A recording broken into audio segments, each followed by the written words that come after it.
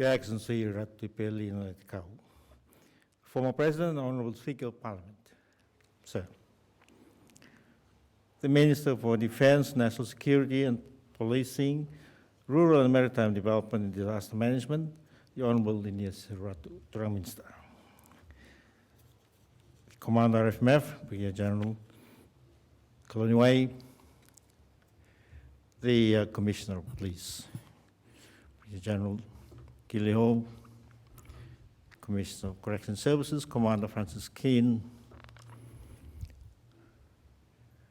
the Permanent Secretary for Defense, Brigadier General Kuki Kursiga, Commander of the TF Brigade, Lieutenant Colonel Walla, the President of the RSA, Kemni. Retired and current members, officers, senior non-commissioned officers, rank and file of the disciplined forces, our defense attachés, advisors, and friends from the diplomatic corps, distinguished guests, ladies and gentlemen. Nisambul Vanak, and a very good morning to you all. As patron of our beloved nation, Fiji's Returned Soldiers, Sailors, Ex-Servicemen and Women's Association, it gives me great pleasure to warmly welcome you all to the State House this morning on behalf of my wife and the staff, and thank you most sincerely for availing yourselves to attend this morning's historical and auspicious occasion. Before I go any further, please allow me to thank the good Reverend Tratatal. Thank you. The launch of today's 100th year centennial anniversary of the Remembrance Day Poppy Appeal, which originated and was embraced by humanity following Madame Anna Guerin, who was Christian and affectionately known as the Poppy Lady from France, further inspired by the poet John McCrae's famous In Flanders Field poem, words and thoughts which blossomed and manifested into a noble idea to adopt the sale and distribution of the poppy on Armistice Day following the end of the First World War in 1918, an annual event which should be celebrated and commemorated annually as a tribute to remember the fallen, liberty and freedom. Now, the poppy became the accepted symbol and universally adopted as the flower of remembrance. And the subsequent popularity of this annual event over the past decades of war and peace is to be a means to remind present and future generations of our global community about the horrors of war. But more importantly, the sacrifices made by brave men and women who perished in conflict within the past 100 years or so in order that peace would forever reign worldwide today. Lest we forget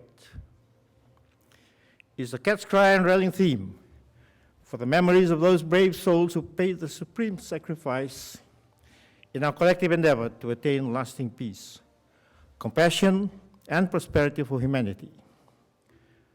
For they, and I quote, they willingly and selflessly gave their today for our tomorrow, unquote. Furthermore, the Poppy Appeal is also our modest and humble way of remembering and honoring the memories of the fallen by raising funds for all veterans' needs and those of their families who were left behind.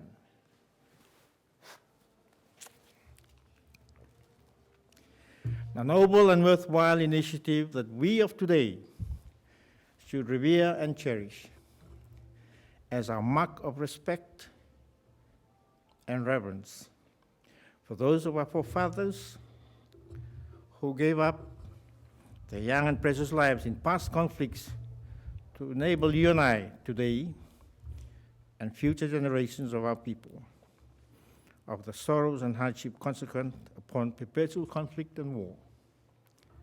Now, therefore, let us be appreciative and grateful for their individual collective sacrifices in humanity's longing and search for everlasting peace. For us to be able to live peacefully as responsible and peace-loving global citizens in a world which is often plagued by numerous challenges which can result in further conflict. Today, consequent upon the ravages of the present COVID-19 pandemic, we will have to adjust our lives to the new norm. But in doing so, let us continue to appreciatively and gratefully acknowledge and commemorate Remembrance Day, Veterans Day, as some member states prefer to call it, by reminding our young generations of today of our rather turbulent and violent past, and more importantly, why it is so imperative that we all learn from humanity's past mistakes when more powerful and resourceful nations resort to conflict in their individual or collective lust for power and economic dominance over weaker and less influential opponents. Our global community is presently gripped and grappling with the traumatic and deadly impact and effects of COVID-19. In fact, we are fighting today a different kind of war battle against a present, a real, and very deadly threat which has continued to adversely affect social cohesion, political stability, and economic progress and prosperity worldwide.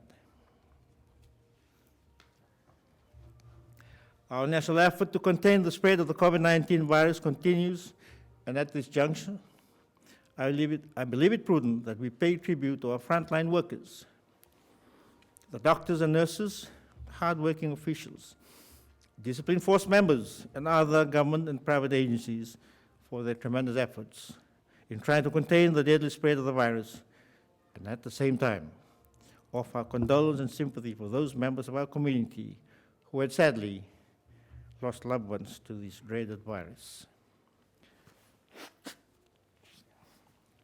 As we launch this month-long poppy appeal today, let us continue to care for each other, be compassionate, and try to be more considerate and helpful to those less fortunate in our community.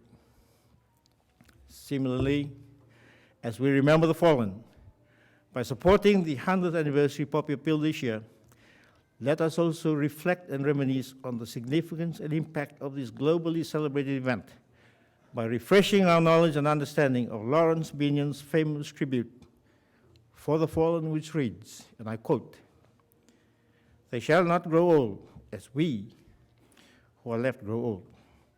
Age shall not weary them, nor their years condemn.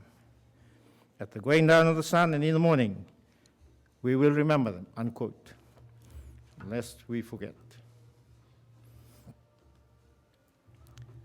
Now, presently, we have men and women of the RFMF and the police deployed on United Nations and regional peacekeeping, peace support operations in some of today's world's most troublesome, dangerous, and volatile conflict zones.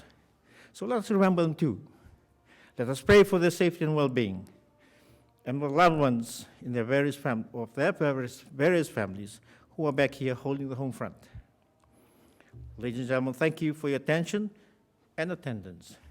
And I deem it a great honor and pleasure to launch this year's 100th year anniversary of the Poppy Appeal today. Now, and may Almighty God continue to be merciful, forgiving, and bless our beloved nation and people and the rest of humanity. Thank you.